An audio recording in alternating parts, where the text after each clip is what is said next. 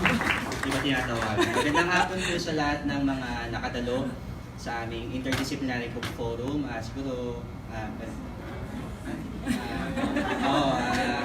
una sa lahat, yun nga, mainit na pagbati kasing init ng aking smolder sa picture na pinili ni Rona. So, picture niya, ganda yan. 2009 pa yan. Ang forum na ito ay nga, panglimang salang na ng Institute of Creative Writing. At mamaya, bago matapos ang forum, pagsasaytain natin si Dr. Ron Tolentino para magdagdag pa tungkol sa mga proyekto ng Institute of Creative Writing. Pero sa esensya, itong book forum ay isa sa maraming proyekto ng Institute na ang direksyon ay mas ilapit ang panitikan sa komunidad. Maraming mga proyekto sa UP, kung napapansin niyo, yun nga, mga debayad, kailangan maglabas ng pera, at napansin o pinuna ng Institute of Creative Writing na kailangan magkaroon din ng mga serbisyo, proyekto na madaling maabot ng mga mag-aaral gaya ninyo at ng iba pa mga kasama sa universidad. So, halimbawa ito, magpapakilala ng libro at yung interdisiplinaryong katangian nito na ang pananaw ay kahit na panitikan ang basyan, meron siyang pag-uugnay sa iba pang mga disiplina. Para mapatingkad ang ganitong diskusyon, nag-iimbita kami ng mga guro, eksperto sa iba't ibang mga larangan. At yun nga, tatawagan na siguro sila para maupo dito bago pa sila ipakilala. So, upo lang po ating mga speakers sa tabi.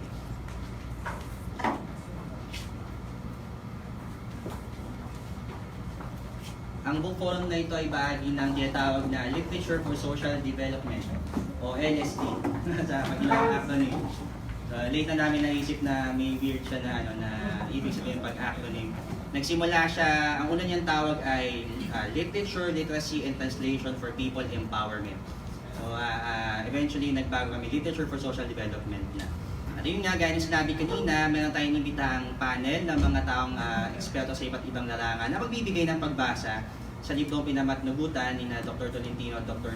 Cleto na nilabas ng UP Press. So, dalawang direksyon nito, pag-promote ng mga libro ng ating pamantasan at pag-alok ng iba't ibang paraan ng pagtingin sa isang partikular na babasahin. Ang una po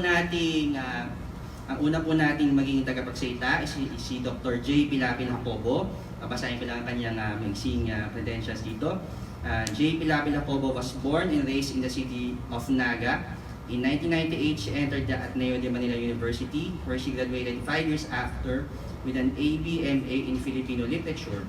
A Fulbright scholarship allowed her to study at the State University of New York at Stony Brook, where she received her PhD in comparative literature in 2011. Her early critical work is a Foucauldian archaeology of Modesto de Castro's epistolary novel, Urbana at Felisa.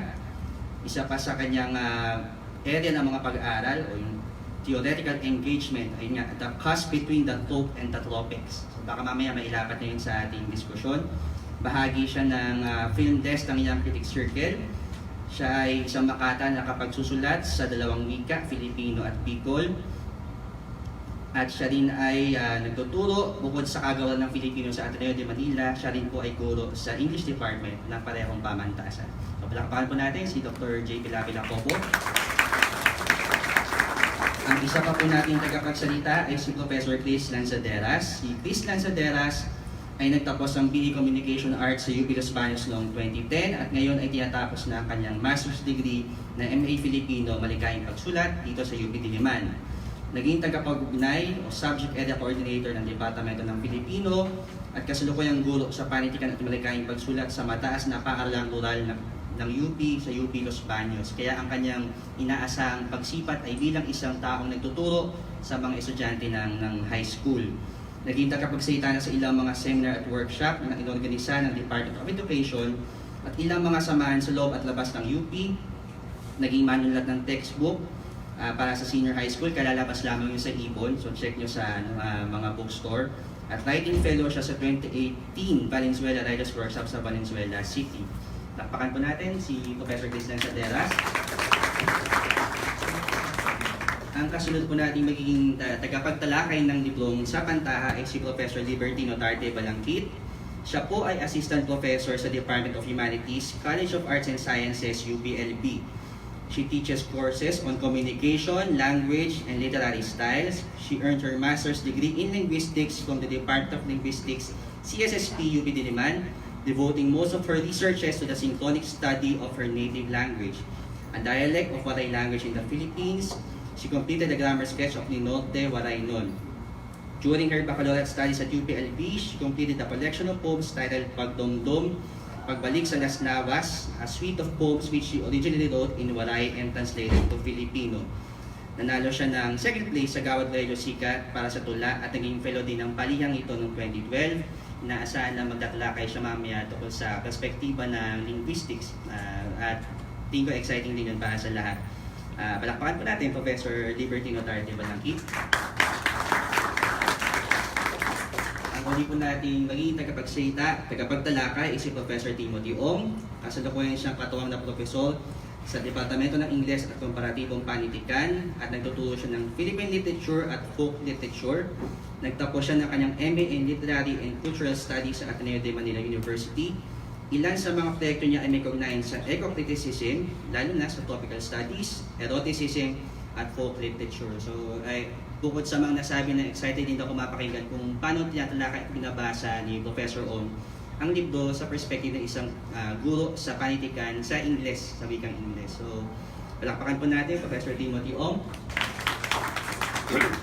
Ang daloy po ng book forum na ginagawa natin na ayun yan, simula sa pagpapakilala ng ating mga tagapagsalita at binibigyan ang bawat tagapagtalakay ng 10 minuto para ibahagi sa atin ang kailang mga pagbasa sa nakasalang na koleksyon. Pagkatapos ng kailang tig 10 minuto, ibubukas natin ngayon ang ating silid para sa mga tanong o paglilinaw mula sa ating mga tagapakinig. So kaya po nagsimula tayo sa pagpapakilala kasi pagkatapos ng bawat tagapagsalita, diretso na tayo kagad sa kasunod. At pag nabuo na, saka po tayo magbubukas ng mga tanong. Hiling po sa atin, dahil nga ganito ang ating daloy, ang nakasanayang daloy, yung mga tanong at paglilinaw, ilista natin kasi nga baka makalimutan kapag tumalon na sa susunod na tagapagsalita. So ayun po, maaari tayo magsimula sa unang pagbasa, parang misa, no? Unang pagtalakay mula kay Dr. J. Pilapil Hapong. Kung saan mo? Dito na lang. Okay. Kung saan komportable natin? Kung saan po kayo? Upo nila.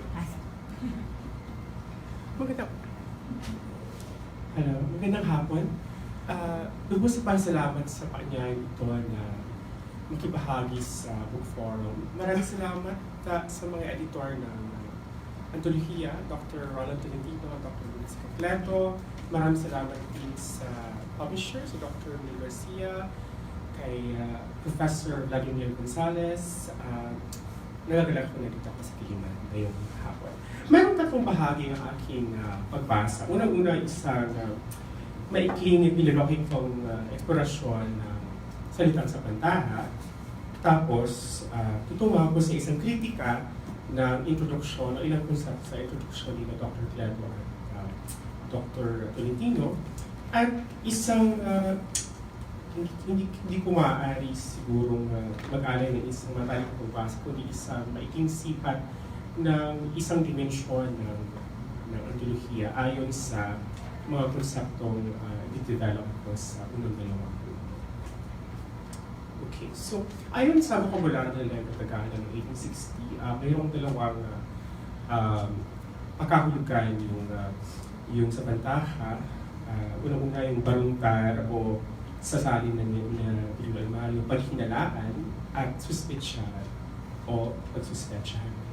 Sabi rin ni Luceda at Santucar, may mga kasing kahulugan ng salita ang sa pantaha at ito ang mga sumusunod: panta, gulang-gunang, dilirili at akala. Dumako naman tayo sa 1972 sa dictionary ni Jose Pangaliban, yung dictionary of the South Filipino Ingles, kung saan naglilista siya ng 4 na katumpas na salita sa Ingles ni sa pantaha. At itong ang mga salita ito ay conjecture, presumption, suspicion, guess, mga kasing kahulugan sa Tagalog ng Filipino: akala, hula, hagap, duda, suspensya, bintang, haka-haka. Para sa akin na isang Bicolana, mahalaga yung salitang sakot kung saan may isasalin yung sa pantaha sa isang binta. At finally, sa UP Dictionary Filipino, may dalawang kahulugan ang sa pantaha. Una-una, yung palagay o kuro na walang ganap na katibayan at halo mula sa matematika na nasa introduksyon ni Dr. Tolentino at Dr. Cleto, proposisyon bago makatulad. Mula sa tatlong dictionary ito na nagtatala ng kasaysayan ng pagkahulugan sa pantaha, makikita natin ang tinatawag na hindi pagtitiwala sa katotohanan at ang halaga nito. So there's a deep unreliability of truth and its value as contentious. That's the first point. And the second point is, narrative becomes a method or form of justice. Yung salaysay nagiging anyo o pamaraan ng pagbibigay ng katarungan. Ano ang hindi mapagkakatiwalaan? Ayon sa mga panugot ng antolohiya, ang kwantong realistiko. Ang kwantong realistiko ang nagtataglay, nagpapasimuno ng isang rehimen ng katotohanan ayon nga kay Michel Foucault. Yung paulit-ulit na sinasabit ng mga editors sa introduction, yung kwantong sa pantaha. Sa Espanyol, yung ibig sabihin ng kwanto, isang exaggerasyon, isang magnifikasyon, isang hyperbole ng isang naratibo. So bakit kung ibabalik natin yung kwantong sa pantaha o yung kwanto sa isang termino bago pa man yung salitang kwanto, ang binabanggit ko dito yung isang termino na ginagamit ni Agoncillo sa kanilang mga naunang antolohiya, yung tinatawag nilang katha. Kung babalikan natin yung terminong katha, nasa puso na nito ang prinsipyo ng sapantaha. Right? Nasa prinsipyo ng katha ang paglikha, ng pagyari, ibig sabihin ng paglikha mismo. Nasa konsepto ng kwanto bilang katha, yung isang poetika, right? Yung a manner of making itself, right? So, kumbaga, nasa teorisasyon ng wika sa likod ng katha, ng sapantaha, ng kathang sapantaha, kwantong sapantaha, ang isang pagsasakatarungan ng kamalayan, ng hulagwayan, ng pananalinghaga, at kung tutuusin ng pamamanahon or time-making. Mayroong ilang mga kategorya na binabanggit sina Dr. Tolentino at Dr. Cleto sa kanilang introduksyon. At I will just mention five concepts. Siyempre, unang-una yung mahalagang konsepto ng sapantaha, yung paghinala, yung pagdududa sa kung ano man o kung ano pang maaari. At kaakibat ng paghinala na ito, ang ilang mga konsepto pa. Una-una, yung sinasabi nila na kinikinita. Pangalawa, yung konsepto ng kutob. Pangatlo, yung konsepto ng hindi pagkakalapat ng mundo. Yung hindi kalapatan at kasablayan ng mga bagay-bagay sa pagsasalaysay. Lumalayo ang mga editor sa bagaman ito ay kaugnay na konsepto, yung espekulasyon. Sapagkat may limitasyon ng espekulasyon, ayon nga sa mga editor, ito ay nakaangkla sa isang kawalan ng ahensya, ng suheto. Ngunit nais kong bigyan ng tuon yung isang limitasyon na pinagtutuunan at tinitiwalag galing na Cleto at Tolentino. Sa ganang akin, tumitiwalag sila sa espekulatibo sapagkat yung espekulasyon ay pawang, 5 minutes na lang, okay, pawang nakasentro sa pagtingin o mula sa Latin na specero, to look, specula, watchtower. Medyo limitado yung vision, kumbaga, ng daigdig na ibinibigay ng terminong spekulatibo. Kaya, ginamit ni na Cleto at Tolentino yung kinikilita, kutob, di kalapatan, kasablayan, upang buksan ang sapantaha labas pa sa imperyo ng paningin o pagtanaw, right? Sa aga ng akin, binubuksan ng kasapantahan isang sensorium, ang isang muling pagpapalawak ng mga pandama o ng pakiramdam. Kaakibat ng pakiramdam na ito ang tinatawag, sinasatyo rin nila na biro, na aking isasalin pa, furthermore, sa tuwa. Sa gana akin, may elemento ng biro, sa elemento ng samantahan bilang biro, na aalpasan o maaaring alpasan ang tinatawag na isang negatibong pagtingin sa isang sapantahang panahon, nakalipas man o darating pa, sapagkat sa tuwa, sa misteryo sa tuwa, right? Whenever you say, biruin mo, you're able to conjecture a particular possibility of being. Hahalawin ko yung aking teorisasyon ng tuwa mula dun sa Awiting Bayan na doon po sa amin. Doon po sa aming bayan ng San Roque, may nagkatuwa ang 4 na pulubi. At sa awiting iyon ay nagkandaletse-letse yung sensorium. Ngunit dahil sa pagkandaletse-letse ng sensorium, sumayaw ang pilay, umawit ang pipi, nanood ang bulag, nakinig ang pingi, nagkaroon ng posibilidad, nagkaroon ng reordering of things, kumbaga, sa nasa pantahang realidad na pawang dahop yung material at historical na kondisyon. Sa ikalawang stroke ng Awiting Bayan na yon, may isang insekto o hayop kung saan pumalaw ang komunidad, kinatay nila ito upang mabuhay ang kanilang pamayanan at maipagpatuloy ang kanilang kasaysayan. At sa ikatlong stroke naman ay isinasalaysay ang nangyari sa Malabon kung saan may nagsaing ng apoy, palayok ay papel ay tutong din at tubig na malamig ang ikinatong. So, ito yung tinatawag ni, how many minutes do I have? 3?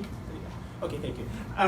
Ito yung tinatawag ni Claude Lévi-Strauss na bricoleur kung saan lumilikha o kumakatayong mayari yung isang tao mula sa kung ano man ang kakulangan. May kulang, may inaapuhap na kadahupan or poverty, and then the storyteller is able to piece together from that particular lack a world of excess. Okay, I want to end with the notion of queerness. Sabi ni na Dr. Tolentino at Dr. Cleto, may yung realistikong naratibo ay tatawag na heteronormatibo, right? So parang the realistic narrative offers a desire that is merely heterosexist na that sits in a particular binary, lalaki at babae lamang. So dahil sa nasasapantahan na paghihinalaan ng sexualidad na ito, at nagkakaroon ng pagkakataon ng maraming uri ng pagnanasa na non-normative, counter-narratorial, counter-narrativistic, right? Katulad ng kung babalikan natin yung doon po sa amin, binibigay sa atin dito ang isang posibilidad ng pagtingin sa disability. So kumbaga parang nagkaroon ng kapansanan ang naratibo o salaysay sa pamamagitan ng realismo. Ngunit sa pagsipat o paglikha ng mga naratibong sa pantaha, nagkakaroon ng queerness mula sa mga kapansanan iyon. Okay, sa mga tuwid, ano ang sapantaha at bakit kinakailangan magsapantaha, magkatha o magkwento ayon sa sapantaha? Sapagkat may kapansanan sa kasarian ng mismo pagsasalaysay ng katotohanan. Ito ang kawalang katarungan na pinaghinalaan at hinahanapan ng kakaiba at katuparan ng mga editor at mga autor sa antolohiya. So, I'll just focus on a few stories. So, dahil sa may isang section doon kung saan nagkakaroon ng vernacular o ng wika yung kasarian at nagbibigyan tuon yung ilang aspekto ng lifeways natin bilang mga Pilipino. Natutuwa ako dun sa konsepto ng sanib sa Don Victoriana ni Payuga, ng bangungot sa lagaan yung lalaking kababalaghan ni Pariente, yung nosyon ng kulam sa bisita ni Victoria, at notion ng sakripisyo rin sa bisita ni Rowena Festin. Ngunit kapansin-pansin sa pag-explore ng sa pantaha, gamit ng kasarian sa mga kwentong ito, ang pananatili ng karahasan sa babae, sa kapwa babae, ng lesbiana sa mga pares na heterosexual, at sa mismong kapwa-tao. May sa pantaha sa laging kilabot, subalit umiikot ang dusa at parusa. Sa ganang akin, may dalawang kwento kung saan tunay na yung queerness o katuwaba ay nagiging trans o talaga nababasag yung kasarian at kapansanan ng naratibo at pagkasalaysay. I will single out two stories by Chuck Berry Pascual kung saan yung bakla ay naibabalik sa kanyang tunay na kahulugan na mahiwaga at banal, at yung mga nawawalang konsilyo kung saan nawawala yung mga phallic signifiers, right? Yung mga signifier ng uten at ng tarugo, nawawala lahat ng konsilyo at naghahanap yung komunidad ng mga pamalit o substitutes dito. Subalit, dahil nawala yung phallic signifiers, sinapantaha ang pagkawala ng penis o lahat ng mga simbolisasyon nito. Yung bakla mismo ang nakapag-reclaim ng signify o ng konsepto ng phallus ang napalayo na sa lalaki at sa patriarka. At nagiging isang malikhain o makathain, masapantahang premise yung pagdukit niya ng kutsilyo mula sa hangin. Right? Naroon sa tingin ko ang puso, yung kaibuto rin yung kalooban ng sapantaha, kung saan yung isang transgender na subject is able to recuperate the signifier of gender itself, the gender that has oppressed her in the first place as something that is beyond cisgender masculinity and cisgender narrativity in general. Maraming salamat.